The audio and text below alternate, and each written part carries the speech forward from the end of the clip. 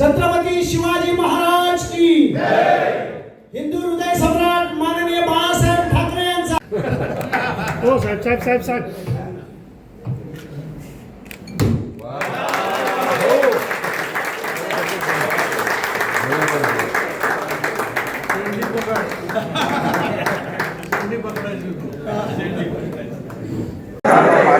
स्थानिक लोकाधिकार महासेनेच्या मार्फत आम्ही जितके मराठी आणि स्थानिक जे आहेत जे कामगार आहेत त्यांच्या मदतीसाठी आणि सतत प्रयत्न करत राहणार आहोत। त्यात संघटित कामगार आले, असंघटित कामगार आले, सर्व पद्धतीने युनियनच्या माध्यमातून आम्ही हे त्यांच्या लोकांना मदत करण्यासाठी आम्ही प्रयत्नशील आहोत। हे दिवसरात्र आम्ही काम करणार आहोत, अहोरात्र आम्हाला त्यांच्यासाठी काम करायचं आहे आणि ते आम्हाला माननीय गजाभाऊ कीर्तिकारने आत्ताच आम्हाला उपदेश दिलेला आहे की आमचं कुठल्याही युनियनची बैर नाही आहे, पण तरीसुद्धा जी काही कामं युनियनच्या मार्फत मान्यताप्राप्त युनियनच्या मार्फत लोकांची नाही होत त्या लोकांपर्यंत पोहोचून आम्हाला लोकांना योग्य तो न्याय द्यायचा आहे। त्याच्यासाठी ही आमची स्थानिक लोकाधिकार सेना जी आहे हे असणार। त्याच्या संदर्भात परमनंट करण्याच्या संदर्भात आम्ही लोक पूर्णपणाने प्रयत्नशील आहोत।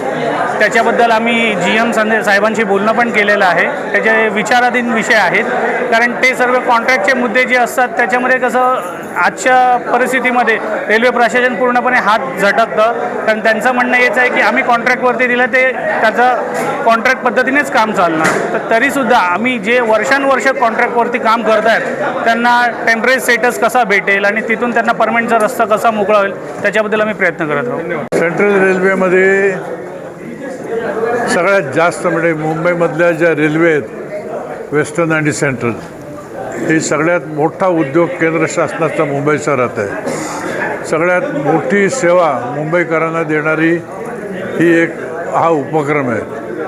त्याच्यामध्ये हजारो कामगार काम करतात वेगळ्या वेगळ्या कॅटेगरीमधले। त्यांच्याकडे फार मोठ्या प्रमाणात अन्याय चालू असतो।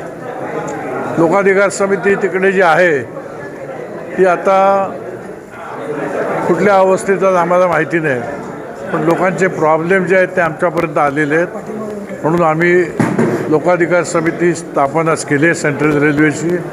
काही दिवसांनी वेस्टर्न रेल्वेमध्ये सुद्धा स्थापन करणार। या ठिकाणी सगळ्यात अनऑर्गनाइज लेबर जो आहे तो म्हणजे कॉन्ट्रॅक्ट लेबर।